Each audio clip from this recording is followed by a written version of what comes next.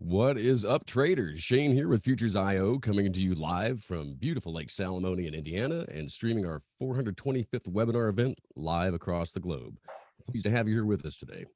What makes Futures IO different? One answer is community.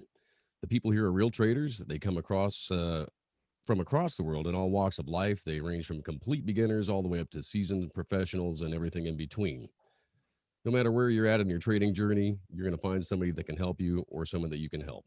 Our community fosters this type of positive environment. You're welcome to join us. The Futures IO YouTube channel has over 400 educational videos covering just about every imaginable topic, all of them free to the public. Check it out when you get a chance, and do us a big favor by hitting that like button, share it with your trading friends, and definitely subscribe for all the latest updates.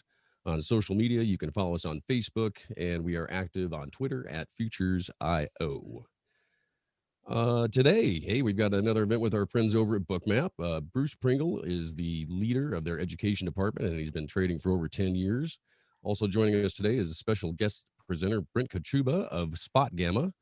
Brent's been in equities and derivatives for nearly 20 years, and today we're going to be delving into their HIRO Indicator, which reveals the impact of options hedging on futures in real time. After the presentation, we're going to have a Q&A session with Bruce and Brent, who will be glad to answer any questions you may have. If you look on your Zoom control bar, you'll see a Q&A button. If you hit that, you can view the other questions and also ask your own. As always, the event's being recorded, and it's going to be posted over at the Futures IO website and YouTube within 24 to 48 hours. Any questions that we don't get to here will be posted on the webinar thread where we can all continue the conversation. All right, I think we're ready to get rolling here. Bruce, how are you, man? I'm doing well. How are you, Shane? I'm doing well, sir. Thank you. And Brent, you out there? I am, yeah. Thanks for having us, Shane. I appreciate it. Yeah, right on. No problem. I think we're ready to go, and I think you know how to share your screen, so go ahead and do so, and we can get rolling on this. Awesome. How's that? You guys see that screen okay? Looking good. Perfect. Okay, so this is a joint effort here, working with Bookmap, working with SpotGamma, and they developed this HIRO indicator for hedging impact of real-time options. Brent Kochuba, the founder over at SpotGamma, and then I lead the trading education here at Bookmap. Just want to go through the next slide here. What exactly we I'm sorry, let's start with the risk disclosures. Just want to quickly go through this. All Bookmap limited materials, information, and presentations are for educational purposes only and should not be considered specific investment advice nor recommendations. And the risk disclosure, trading futures, equities, and digital currencies involves substantial risk of loss and is not suitable for all investors. Past performance is not necessarily indicative of future results. And yeah, this is the venture here. SpotGamma has developed these proprietary indicators that displays real-time options transactions. There's two indicators. One is on the chart displaying the transaction time and the volume. And then there's a subchart indicator going over the cumulative volume delta. And Bookmap's involvement is with the Opera connections. We have collaborated here with DXFeed and offers real-time connection to 3 futures products, the ES, NQ, and Russell, and then 50 stocks. It's a massive amount of data. It's a rather unique connection here. Over 50,000 options are included in this. All the strikes and transactions.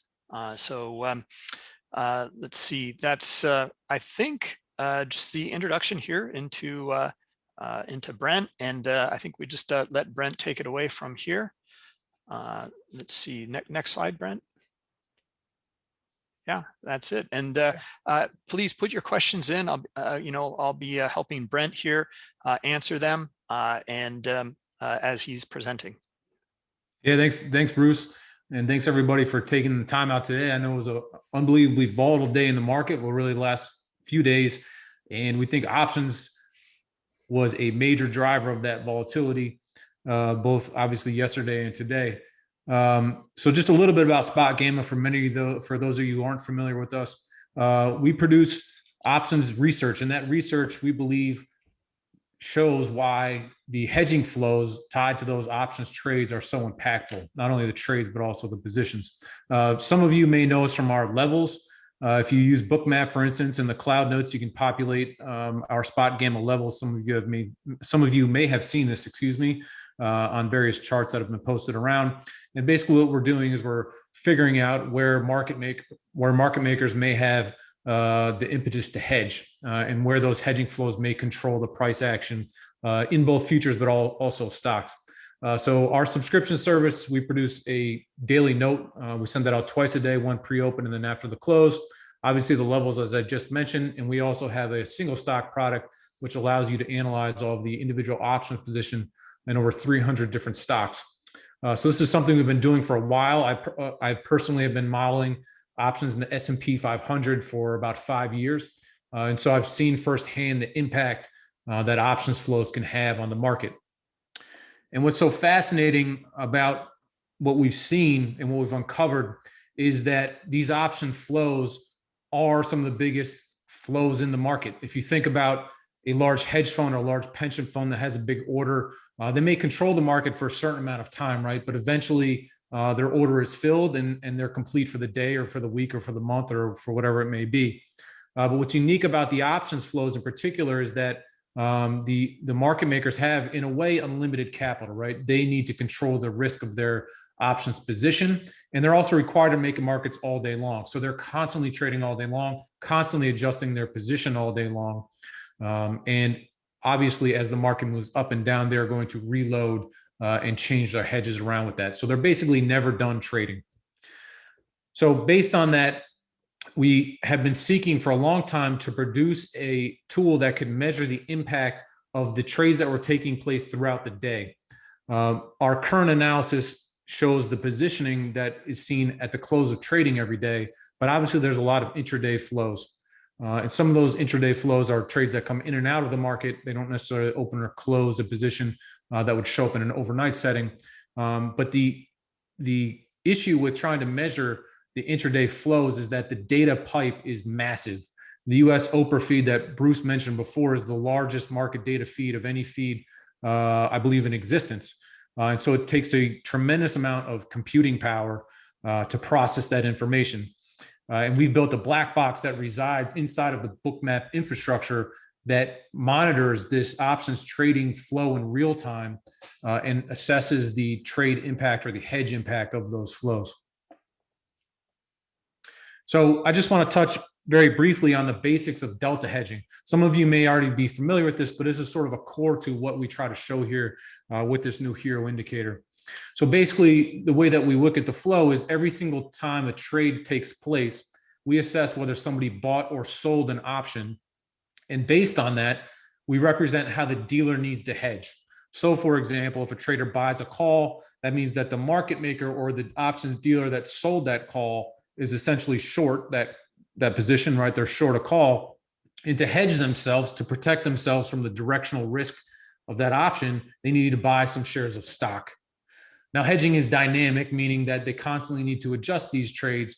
But for sort of a level one basic understanding here, the delta hedge is going to be the initial position that is put on.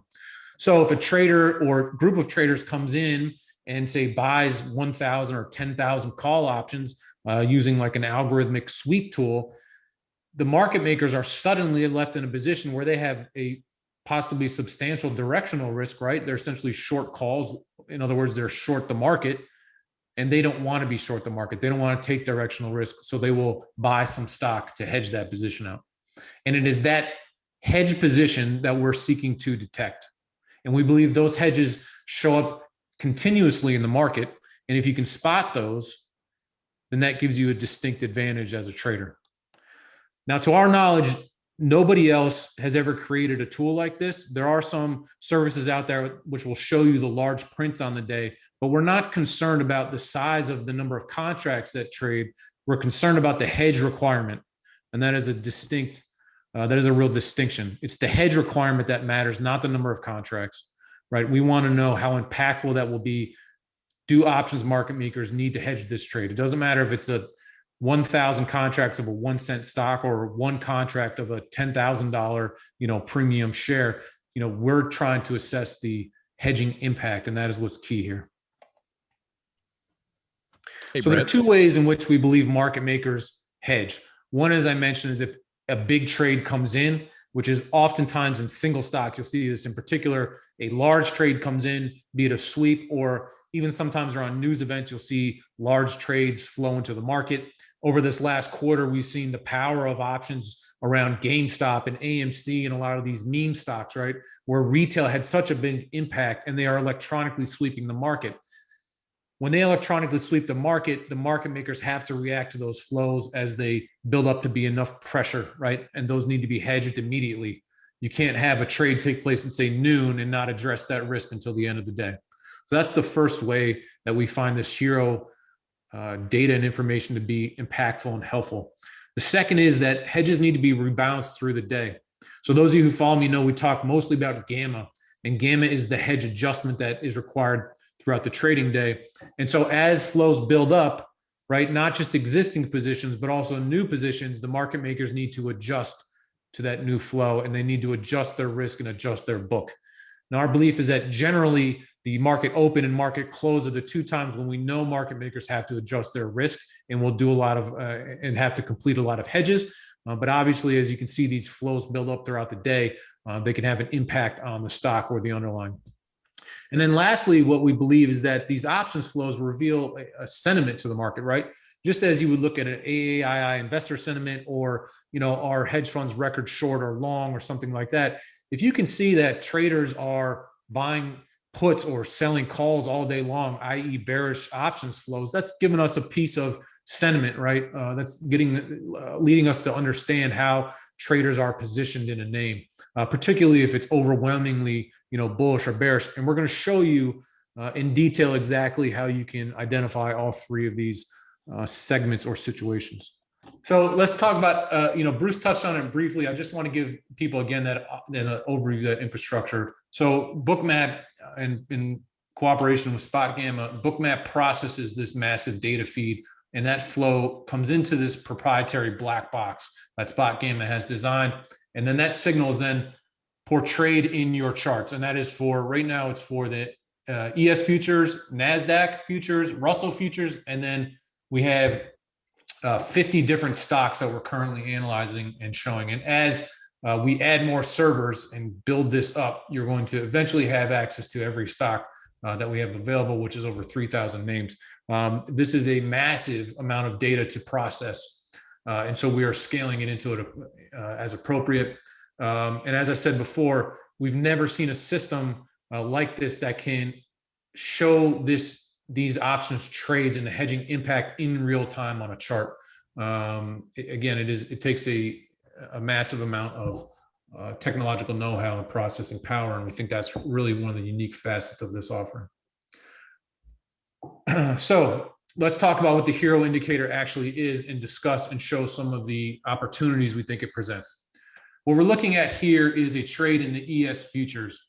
There are two indicators that you see here. One is the on-chart indicator, as Bruce mentioned before, and that's these little triangles. Now, these triangles are assessing the hedge impact, obviously, of every single trade that takes place. If it's a green arrow, that indicates that it was a trade that involves the market makers buying futures or buying stock as a hedge. And if it's a red arrow, it indicates that is likely a spot where market makers would need to sell to hedge. Now, in the ES futures in particular, we're monitoring the SPX index options and the SPY ETF options, and we're aggregating those two symbols and showing those on the charts. So there are millions and millions of trades every single day, constantly streaming in real time for the ES futures. So we built some tools to aggregate and show that information in different ways. But before I get into that, I wanted to show you a quick example. So we talked about the triangles here, which indicate the initial trade. So each of these are unique and individual trades, and the number in the triangle is showing you how large the estimated hedge impact is of that trade. And on the bottom, we have the HIRO cumulative indicator, and that is a rolling sum of all the options trades on the day. So what you can see here is that the rolling indicator had some fairly decent sized trades throughout this afternoon. And then all of a sudden there was this fairly large drop in the indicator. And what that told us was some type of bearish option trade came in. When I say bearish, it indicates that market makers likely needed to short futures to hedge out this trade. That's what this drop down means. And you can see this is a very small kind of blip in the radar, right? But what you see here is that futures quickly declined from around 4103 down to 4100. And that is all, we believe, off the back of this options trade. Now, this is, in this case, is an example of one single fairly small trade. It's a decent sized trade, don't get me wrong. But when you start to add in several trades coming in or several large sweeps, you could see how the impact, the hedge impact of these trades could line up. But as far as a very granular look into what happened in this particular trade, we think this is a fantastic example. So I mentioned how you can adjust these indicator settings. I want to touch on that one more slide here before we get into some more examples. What we allow you to do with this HIRO indicator is to aggregate the number of triangles. So rather than saying like, okay, I want to see every single individual trade, you can combine those or aggregate those prints into larger segments or larger groups. You can also change the size of the indicator, right? So if it's a bigger trade, you want to see a bigger indicator on your screen on chart, you can adjust that as well as colors. So it's fully customizable as far as the on chart. However, we do not allow you to adjust the sub chart indication because we don't want traders to lose context of what is happening over the day. So let's show some individual examples of how this works. Here we're looking at GameStop stock. That was a very popular options name. And what you see here is that the stock is coming in and trading up at highs, right? We're around 170. And then again, in this case, we see a large negative delta trade come in. Again, this is a bearish options trade. And what we believe this requires is dealers and market makers to sell stock in order to hedge out this position. Now, we don't think it is any coincidence, and we have many more examples that as soon as this trade appears, you see the stock immediately trade down, in this case, $4. So this is a large bearish options trade. It immediately needs to be hedged, and the stock comes down sharply after that trade. So sometimes as a traders, you'll know you'll see a move in a stock or a future, and you say, is there news? I don't see what's going on. What is happening? And it can be an options trade. But before this, you didn't have that context, right? There's no way to know for sure. You may have to look at some type of scanner and grep for the information. But the fact is that now you know it immediately, okay, market moved 5 handles, 10 handles, $5, $3, whatever it may be, because a big options trade just went up and that hedge needs to be adjusted. Now, sometimes the stock will mean revert. Sometimes it could be a trend. How you want to play that trade after is up to you oftentimes as a trader. But the key is now you have that information and you can address it or adjust your trading in accordance with that signal. Let's show something else, which is interesting in the VIX. We saw this actually 2 days ago. Now, we show the VIX options trading on the VX futures. This is on the VIX futures. There is a correlation between the VIX futures and the VIX options. It is admittedly a loose one, and so I don't know that I would necessarily want to swing trade, say, VIX futures off of the VIX options trading. But what is very powerful here is to know when large VIX buyers or sellers are coming in.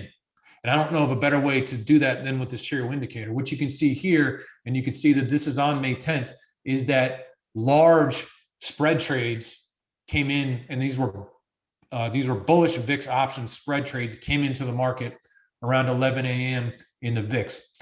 This is bearish flow that continued, this is bullish flow that trended throughout the day. That is bearish for the market. Obviously, higher VIX tends to be indicating that people are betting on a fall in markets. So you can use this indicator to actually view the VIX, which many of you know is an important signal that many traders use for a macro sort of indicator.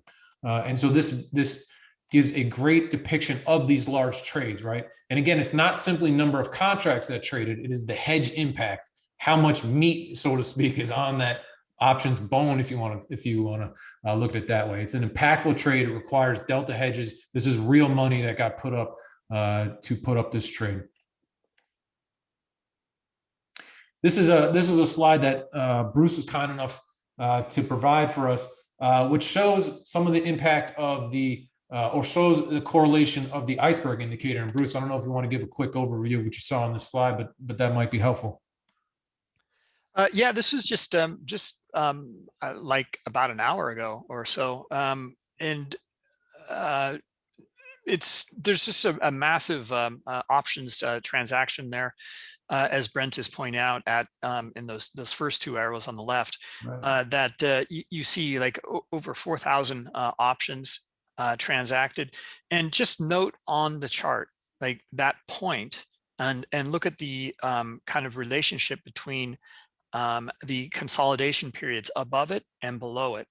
Now, once we get above that dotted white line there, horizontal dotted white line, look at the massive stop run above it. Okay, so there's two in the subchart there. There's two red lines. The lighter red line is our stops. The blue line is icebergs, and the darker red line is the HIRO indicator. So you can see the impact that once we, it was pretty significant area there of options transactions, some back and forth, but once we get down below that line again, right where those transactions took place, you see a pretty significant sell-off into the close, right down into high liquidity down there on the bid. Right. And along with that, I would note, I think we're going to talk about what happened in the market today in kind of context of HIRO and some of the things you mentioned here. But this red line is the HIRO indicator, as Bruce mentioned. What this showed us today was a constant nonstop barrage of bearish options flow. And this was in the ES, it was in the SPX, it was in the NDX, SPX, as well as VIX. VIX had bullish VIX flow, which is bearish options flow. So what was fascinating about that today is you could see that play out in this HIRO indicator, right? Because this red line continues to trend down all day long. It was strongest, as Bruce points out, kind of right after here in the close, but we'll show sort of a zoomed out a line. This is obviously from 3 o'clock to 4 o'clock, but this HIRO indicator really showed bearish options flow all day. And in the context of this trade, it's very insightful, Bruce, that you see these sort of stop runs in the icebergs around these same levels. The iceberg transactions they're not too significant there, except for the end of the day. You can see that potentially, right. Maybe a lot of covering at the end of the day, or I'm not sure. It's really very interesting. So I want to talk, as I know most of you obviously at Futures IO, we're here to talk about futures. And so I want to show some slides specifically pertaining to that and the way that we see this options indicator playing out in real time. And I want to make one thing clear. I think this HIRO indicator is a fantastic tool. We also want to relay the fact that even if you don't get the HIRO indicator, it pays to pay attention to the options market and the impact of those flows. And if that's what you take away from this, great. If you get the HIRO indicator, that's even better. But we really want to make sure that you understand sort of our point of view in the market and how this can all play out. So as we kind of mentioned before, oftentimes as traders, you'll see something move in the market and you don't have the context for what it is. Is there a piece of news you didn't know about? Or did something just happen in the market that you're not privy to? And as a trader myself, I can understand that, where you don't necessarily want to take action until you know what the market is, why the market is moving. And this options indicator has really given us a way to explain a lot of these moves. So here's a great example. You'll notice that in this case, the market had been weak all day, which is what sort of this cumulative indicator is telling us, that there's some put flows coming into the market. And then all of a sudden we saw off of the low that you can see here, there was just this massive positive delta trade that hit the tape. And with that, you can see this, it's about a 10 or about a 20 handle move off of the low. So this is bullish options flow, hits the tape right off the bottom of this market. And there's an explosive sort of response higher. Now, some of that move fades afterwards, which is something that we often see, is that what is kind of a key point here is that oftentimes when you see, in particular, a very large trade, those options hedges need to hit immediately. It's not a guessing game of hedge some now, hedge some later, right? Get the hedge on. So a lot of times that can be some artificial demand, so to speak. And once that demand subsides, you can see some mean reversion after that. And once you get comfortable watching the indicator, you'll start to be able to possibly see those situations a rise. But in this case, you can see, again, explosive options, deltas hit the tape, and the market shoots higher. Now, what's interesting also with this cumulative indicator is that when the cumulative indicator flattens out, that's telling us that the options market is quiet and that nothing is really taking place. So what we're oftentimes looking for is constant movement in the indicator or a sharp change, because that is telling us that options flows have just hit the tape. Trades need, hedges need to be added to address those trades. And then when the indicator flattens out, that can tell us that the options market is quieted down, right? Those hedging flows might subside. And so oftentimes you'll see as the indicators flatten out, that can be a sign of a direction change or possibly, relief and pressure, so to speak, as we see these adjustments take place. Here's another great indicator. This is from April 16th. The April 16th period was so fascinating because the spiders were up in ES futures as well with this 15 of the first 16 days of April. This is actually culminating in almost the top of the market here. I think futures end up closing on 40 handles in the next few days higher than this. But what you could see is, and what's so interesting is from the start of the day, there was bullish option flow all day long. And recall that I just mentioned that when you see the indicator flatten out, that it can be a sign that the options market is backing off a little bit and that hedging flows may be subsiding. But as you can see in this chart, that buying pressure from the options market is unrelenting. There's a massive trade here in the middle of the day, but this bullish flow does not stop in the market all day long. And despite some fairly large drops in the market, there's a good 8-handle drop here compared to today. That's pretty low volatility, right? But on this particular day with low volatility, that was a pretty good move lower. And these dips are bought all day long, right? Any dip lower is bought, and then into the end of the close, into the end of the day, which we believe is the most important hedging time for market makers. You see suddenly the market just kind of gives up, any kind of pressure, downside pressure, and we see this really strong move higher, 10 or 15 handle move higher into the close. So because this option pressure was green all day long, we found that this is a tailwind, right, for the market to push higher. Option deltas are long.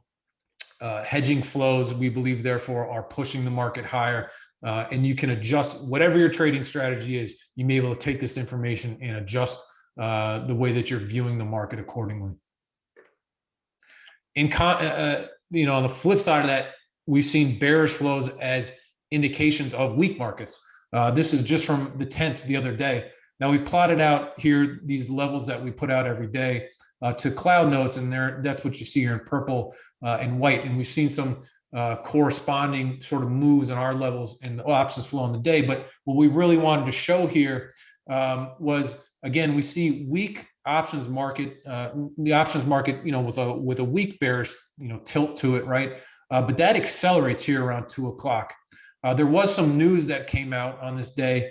I believe it was one of the Fed officials came out and threatened some tapering or talking about tapering, right? And that was enough to sort of get the market to weaken. But what you notice is that there's a sharp acceleration right here in options, in bearish options flow. And that corresponds with this very large drop into the end of the day. And you can see it's a very sharp, big move lower in the market, right? So not only are futures getting weak, but instead of the options market coming in and saying, we're going to buy this dip, right? Or sort of opposing the price action in the ES, what we see is that the options flow gets decidedly negative. And that helps to sort of back up the idea that this is going to be a weak close in market. Now, in this case, we broke key support level, which is sort of what we call this volatility trigger. And we could talk about that, possibly in the Q&A, but really what you're seeing here is, again, weak options flow is really backing up the price action that we see, the weak price action that we see in the ES futures themselves. So it's really quite interesting. And the other thing I note on this end of day move here is that there was this little tail move higher. We bounced off this big 4,200 line that was 4,200 in the SPX. And you can see there was a little cover here, right, in options market, right kind of into the close. People, bought that dip or covered some risk possibly in the options market. And then immediately kind of after that bounce, it tails off. And then you see whoop right into the sort of the close again, just another onset of bearish flows. And that corresponds with this kind of very large drop lower in the market. So I want to talk about briefly the real-time, how you can get the indicator, and then we can address today's market and take any questions. If you're interested in the HIRO Indicator, it's available on the Bookmap marketplace. You can go in there. It's called the HIRO Indicator. Hit add to cart. You'll get a series of welcome emails and some content on some of the things we just talked about, as well as whatever the other sort of applicable support information is. You can reach us always at support@spotgamma.com. You can also reach Bookmap at support@bookmap.com. With that, I'm going to just minimize the PowerPoint presentation and then show our sort of live screen here so we can take some questions and talk about today's market.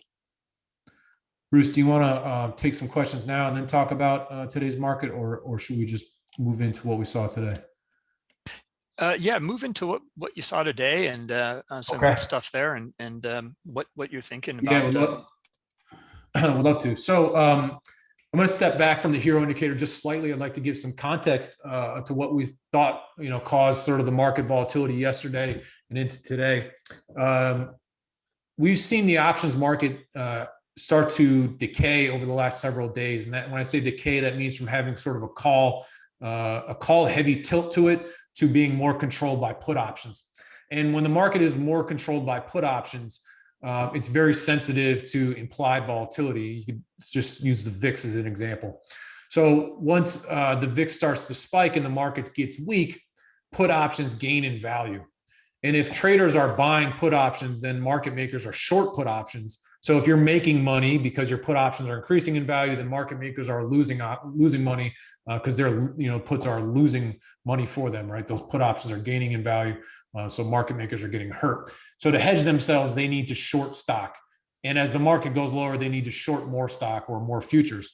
So this leads to something of a snowball effect, a cascading effect, and we think that that is really what expands volatility. So you notice on our chart here, we have this concept of volatility trigger, and you can think of this as the point of where we see, okay, calls are in control above this line, and below that volatility trigger line is where puts gain control of the market. Now, this volatility triggered line was up around 41.50 yesterday, and even into sort of late last week. And so as soon as the market really broke 41.50 in particular, that said to us, risk of a drawdown is quite high, and the chance for large volatility and big swings in the market is now here. Now, fortunately, that played out for us. We could tell that yesterday things kind of exhausted, and we put out in our note this morning that if the VIX broke off of the open and if volatility really came down, that would be the impetus for a major rally in markets. And that is because, again, the same way that a higher VIX ramps put values up, causing market makers to sell futures, as the VIX comes down and traders close out puts, that means market makers can buy back all these short futures that they had on, right? If you're a trader and owned puts yesterday and saw the market kind of open bullish today, you likely had to close your puts out, right? And so all of those, you're going to close puts, the implied volatility is coming down. All of that is leading to market makers to adjust their hedges, right? To buy back futures. And that can lead to these really large snapback rallies like what we saw today. So in that context, we think that today's market was really driven off of this idea of implied volatility crashing, shorts getting covered, and the market really rallying back. And you can see it was a really sharp rally from early this morning. And then here's where the options market opens. Now, what's crazy about the indicator today, and I'll show you the NASDAQ as well as the VIX, is that we saw just relentless bearish options flow, the real-time flows all day long in NASDAQ and in the S&P, as we mentioned earlier with Bruce's chart. That seems to really not agree with some of the price action we saw today. And we think that this price action was so driven by short covering and kind of a dead cat bounce type positioning that basically we have sort of the open where you can see that the flow is fairly light, right? It is bearish, but fairly light in the options market in terms of selling. And then off this top, right around this volatility trigger area where we think the distinction is between calls taking over and puts, the put flow and or call selling flow, right? Negative delta trading, trades that induce dealers to sell futures, picks up, and it does not let off. This is one of the larger cumulative numbers we've seen in terms of negative. We've seen a negative 500,000 reading is the largest we've seen in the few weeks that we've had the indicator live. And you can see that the options, that the ES really snapped down, right? That it was an ugly move in the middle of the day, back down to this kind of V move. Now, some arguably positive news came out about, people can stop wearing masks and some of the likes that, maybe gave us a little bounce into the close. But really we saw, again, futures actually sort of divergent against this indicator into the close. And then what is fascinating is right at 4:15, we have this just very nasty move into the close with a very big sort of futures print. As we mentioned before, the most important hedging time for market makers is likely at 4:15. And that is because at 4:15, at 4 p.m. and 4:15 is when their risk sheets go off to their clearinghouses, right? And they have a risk manager on their desk and also a risk manager with who they clear with that's going to be looking at their sheets for the close and saying, okay, your risk is in line, we're good, or hey, what is going on here? So they need to have their risk squared away for that close.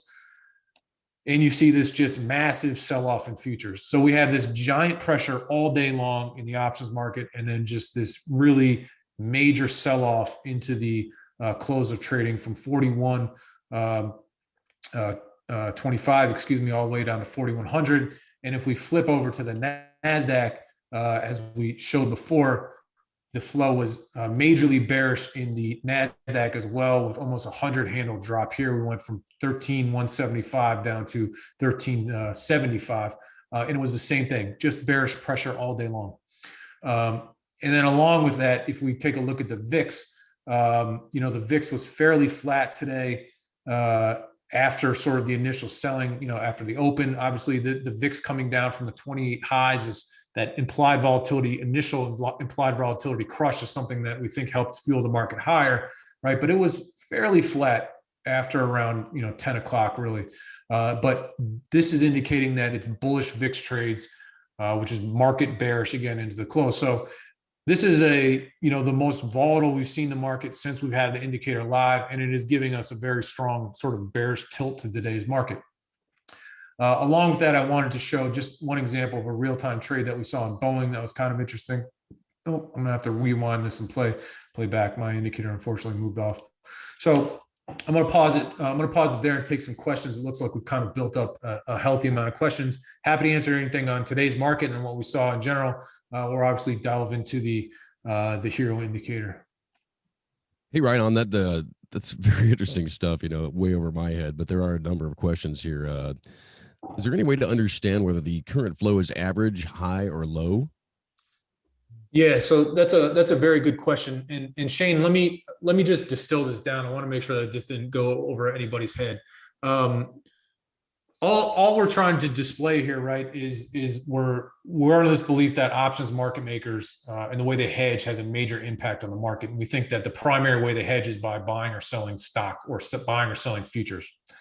So if big options trades are coming in the market and you see green indications on your screen, that's telling us that market makers need to buy stock, right? And if it's big red indicators, that's telling us that market makers need to sell stock. So you don't necessarily need to kind of get in. We love it if you want to delve into the mechanics of exactly what's going on here. But the indicator is simply meant to tell you that, hey, the options market is bullish or the options market is bearish.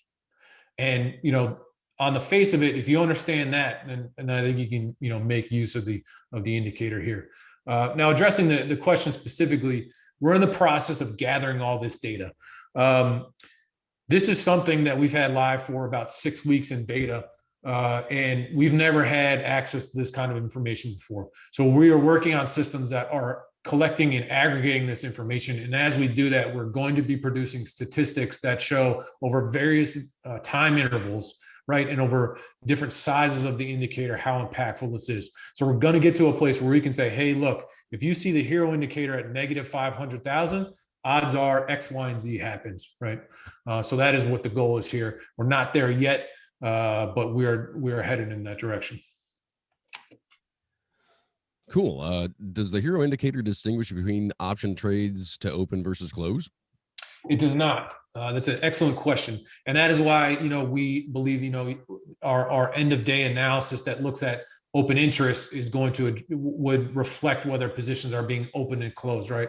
But hedges still need to be addressed and adjusted regardless of whether positions are open and closed in real time, right? If I have a giant call position on and I close that position, market makers still have to unwind that position, unwind their hedge to that, right? Regardless of whether that position is necessarily opened or closed. So it's an excellent question, but the answer is we just know that the trade was bought or sold. All right, we've got one here. This is kind of interesting. The question is, at which point do you know how to exit a trade on the basis of HIRO, and how does this offer more value than VOLD, for example? Yeah. So the trick here is that as a trader, you need to know what's impactful. So every single options print, we're going to know the size of the print, right? Arguably, how many shares of stock or futures need to be bought or sold to hedge that position. Now, what you have to ask yourself is relative to the volume in the underlying position, be it futures, the volume in the underlying stock, be it futures or stock, is that impactful, right?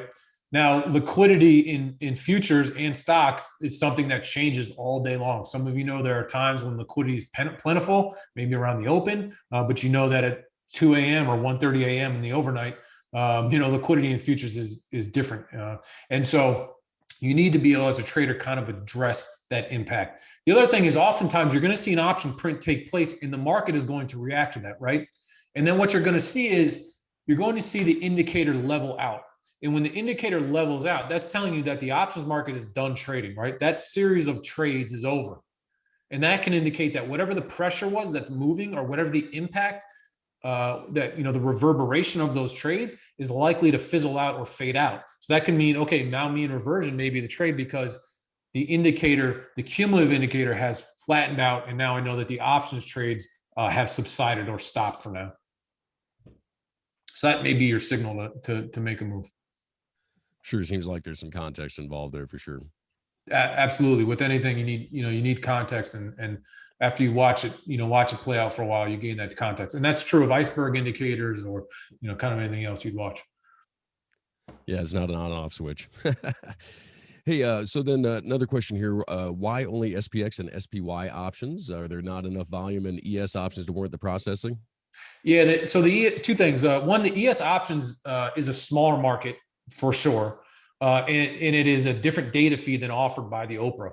So this was a question of, addressing the monster in the room, which is the SPX and the SPY. Those dwarf the ES options market. And then at some point later, we're going to add a data feed for commodities as well as the ES and NQ futures. Right. BD Sound wants to know if HIRO makes an assumption about the options volume and dealer exposure. He thought that options interest is not possible to discern in real time. Yeah, so we're not looking at the options interest in real time. We're simply looking at the impact of the trade that took place. So if you were to watch an options trade tape, right? Trades are scrolling on your tape and you see, okay, someone just bought 1,000 contracts. That is truth. We know someone bought 1,000 contracts. Now, our black box is assessing the number of shares or futures that are required to hedge that, and that's what the HIRO indicator is telling you: is how many shares of stock or futures are required to hedge this position, and that is what we're showing you. This is not meant to relay open interest. It has no impact on open interest because the same trader that bought those 1,000 contracts at 10 o'clock this morning could sell those contracts at 2 o'clock in the afternoon. That would never register as open interest, right? But regardless, those trades both have to be hedged, a hedge on and hedge unwound as the trade is taken off. Is there a reason that you prefer VIX over VX?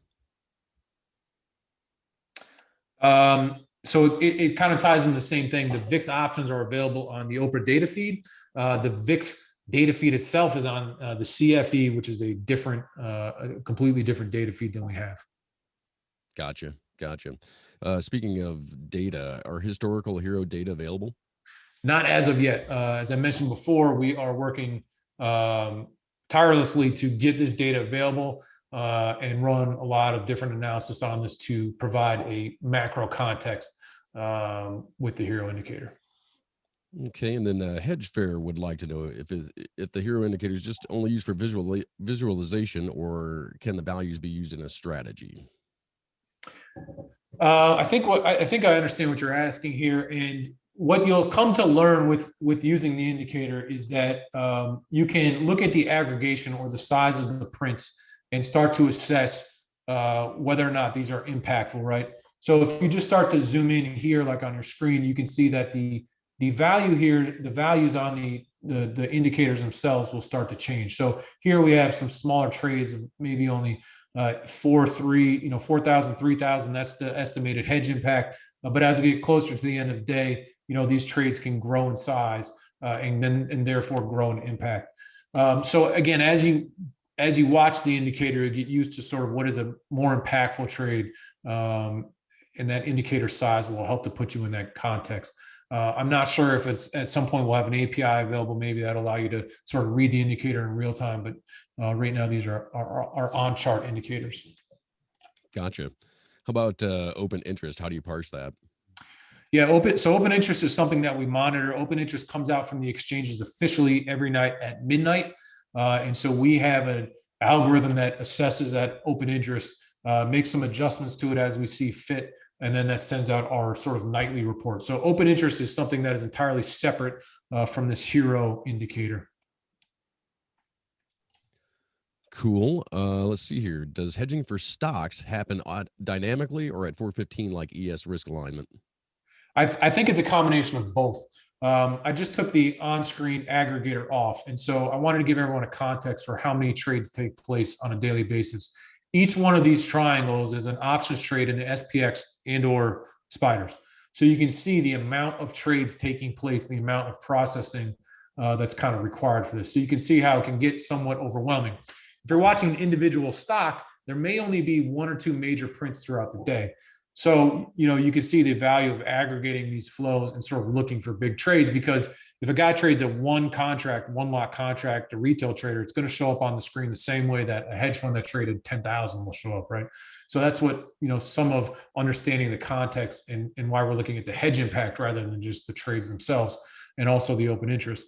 But the answer to sort of the other question is, it's important to understand that a big trade in the middle of the day has to be hedged the same way that risk is going to have to be adjusted in the end of the day. So there's some stocks like Apple and Tesla in particular, which have massive consistent options flows that likely have a lot of hedging into the end of the day. If you were to look at a name like, ExxonMobil, right, which has good options flow, but it's not that big, the risk is different, right? So a big trade will be hedged immediately, and maybe there's not much flow to hedge into the close.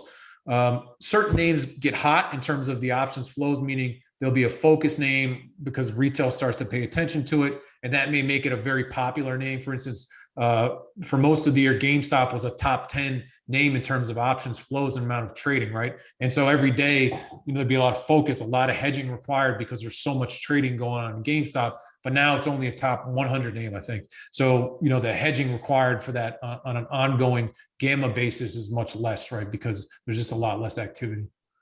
Interesting. Are all contracts equally weighted? ITM today, ITM today, or far more important than OTM 2 months on? So our algo is set at determining the actual delta hedge for that position. So we don't care what the expiration is, how far out of the money, nothing. We're looking at how big is the hedge impact for this trade. So that is really what the distinction is, right? We're not making a distinction on how it's going to be hedged tomorrow or the next day, right? We're simply telling you this is likely how it needs to be hedged right now. Cool. Let's see here. Noah, for understanding dealers hedging volume moves, do you look to large VIX trades? So typically, the VIX is an interesting animal in that we want to know when, traders are putting on big VIX positions.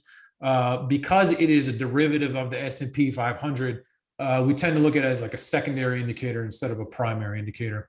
Also, in general, the VIX, we pay attention more to the VIX, obviously, when it's very high, because the VIX is the indication of implied volatility. So if implied volatility is really increasing or dropping, particularly from a high level, that is going to have a larger impact than if the VIX, say, went from like 15 to 17, right? VIX 20 to 30 is much more impactful, or saying something much different than, say, VIX, again, 15 to 17. So I'm not sure if that entirely addresses your question. If it doesn't, please pop that in the chat again, and I'll take another swing at it. Yeah, and if we missed it in the chat, then all the questions will be posted over at Futures.io once we're all done with yours. So, how about it says here in your data consumption, do you assume all options activity is market makers, or are you doing some other analysis to classify market maker activity? Yeah, so that's another really very interesting point, right? The distinction of how people trade is important. If you're a big hedge fund, and you have a very big trade, you're likely to call up a bank desk, right? And you're likely to say, I want to buy 10,000 contracts. And if Bruce is the bank guy he'll say, okay, Brent, you're filled. He needs to hedge that position. Oftentimes that means he'll put his hedge out first and then print the options trade. So sometimes what you'll end up seeing is a large print in stock or futures, and then you'll see the big option trade after that, because the dealer wants to get his hedge off first, and then the option print, which may cause some waves in the market, right? So you can see those things happen or play out in real time, and you can tie those together, because those generally the big print in stock or futures will happen very close, and you can really zoom in on the indicator and see, just as you can with icebergs and everything else, you can really zoom in here and see how trades are unfolding and how things are taking place, right? And that's kind of evident as we zoom in here. You can see the individual trades breakdown, where the big trades took place and how the stock moves in accordance. So what the long-winded answer is to that is that it doesn't necessarily matter if a market maker is on the other side of that or not. It could be a volatility fund, right, printing stuff, and they need to hedge. It could be a retail customer sweeping the market, and that's causing some effects. It could be, again, a big desk bank desk prints the hedge first, and then the option trade goes up. The point is that you're seeing in real time all that information play out, and now you have this kind of piece of knowledge, right? This extra insight that you didn't have before. Right on. How about VIX ETFs like UVXY, et cetera? Do they offer similar insights? Yes. So you can view the VXX and UVXY. That is something that I've been particularly interested in because there's that roll process, right? That we're all familiar with in how those products naturally decay. And I think that there's actually a pretty interesting strategy you could work out in there by watching the options flows. And as they shift into the end of the day to correlate or correspond with that roll. As we all know, there's a lot of people trading those VIX, VXX, UVXY, those VIX products. And I think that this live real-time indicator on those particular products could give a little bit of extra edge in there. So that is definitely available to watch in real time. So I'll handle some questions here. Ray, great question. Ray asked if the indicator automatically resets each day. At the moment, if you leave your Bookmap indicator system up, it just restarts the next day. So you have to close down your indicator, and then that will reset the cumulative as well as all the on-screen charts. Can this be used to form a bias for the following day's trading? E-purchaser, I think that's an excellent question, right? I know some of you are looking at what took place today and saying, hey, Brent, the market was up a lot, right? And the cumulative indicator was bearish. And this is going to be a fascinating question for tomorrow morning, right? We saw very bearish flows for the last several days on the cumulative indicator, and then obviously again today, right? So in a way, we're kind of sticking our neck out a little bit here saying, look, the market was up, the futures were up. There were certainly some very volatile moves into the close. And then as well as midday, which can correspond with some of these bearish options flows we've seen. But, at the end of the day, the market did close 1% higher. From our view and our standpoint, the answer is, this looks like traders putting on hedges again, or at least selling calls. So whether you want to say guys got long calls yesterday and sold them out today, or people bought puts, both of those are negative delta trades. It looks to us like there was not bullish flow entering the market, and time will tell into tomorrow how that plays out. But our feeling, sitting here right now, is that the options market had a pretty bearish tilt to it today. Okay, yeah. So I've answered a lot of questions via text in there for you, Brent. There's still, quite a few questions in here. I think though it might be good to show where you can get this and answer any questions about that. It might be good to cover before the hour is up here. Yeah, 100%. So the answer to that is you can get this on the Bookmap marketplace. So Bruce, do you want to? I don't know if you know the URL for that off the top of your head. If you could share that, that would be great. Yeah, I'm not sure. The URL. You can see the URL on my chart here, and we can pop that in the chat.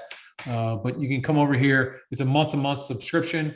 So I would also know that it is at a lower price than it will be. I believe on June 1st, we're going to sort of bring the price up from an introductory level. It's a very intense data feed. This is not something that an individual could likely create on their own, and that is an important thing to note here because of the processing power that's required. Yeah, so it's well, this is done through the API in Bookmap, the HIRO Indicator. So it is you will need Bookmap Global or Global Plus. That does not matter. And however you connect, if you use Rhythmic to connect, that's fine. If you use something else, that's fine. Again, as Brent had showed, you will need then the HIRO Indicator, which has the black box there that offers you the connection to the Opera transactions and options there, and then it will be displayed on the Bookmap chart. So that's how that works. Yeah, the Bookmap marketplace is where you can find this, right? So it's at marketplace.bookmap.com, and then you can search for HIRO, HIRO. Hey guys, sorry I had a brief technical difficulty there, but I'm back. What'd I miss? I think you're only gone for a little bit. So we talked about how you can get the indicator and sort of the requirements from Bookmap. Hey, I don't know how to pronounce that. He asked if we could talk about the vol trigger. I could spend 2 seconds on that. So what the vol trigger is telling us is when dealers flip from what's called a positive gamma position to a negative gamma position. And it is under that line that we think that market makers go from being buyers of the market and sort of suppressing volatility to selling futures and expanding volatility. So basically, we believe that above this vol trigger, the market has kind of a bullish tilt to it. And then below this level is where is kind of the lookout, right? High risk level. This is something that we kind of explain in great depth. We have a bunch of videos on our YouTube channel. That's if you just search for SpotGamma on YouTube, we cover this. And if you go to support.spotgamma.com, you can just type in vol trigger and we cover this as well. But you really want to pay attention to this positive versus negative gamma dynamic. Geo Capital, hedging when it's positive versus negative gamma. These scenarios when hedging is going along with option trades, is it positive or negative? So the positive gamma hedging is when the dealers are hedging against the market. So as the market goes up, market makers are selling. And as the market goes down, market makers are buying. That's kind of what caps the trading ranges and suppresses volatility. That's what takes place above this vol trigger line. If we break the vol trigger line, market makers start shorting as the market goes down and buying as the market goes up. Today was a very negative gamma day. And that is part of what we think expanded volatility yesterday. They shorted when the market dropped. And then today when the market is going up, those market makers and dealers need to buy futures back, buy their short futures back. And then along with that, you get that volatility crush, which in sense, and this is the Vanna trade that you hear so much about. Implied volatility drops, meaning dealers need to buy back even more futures because of that drop in implied volatility.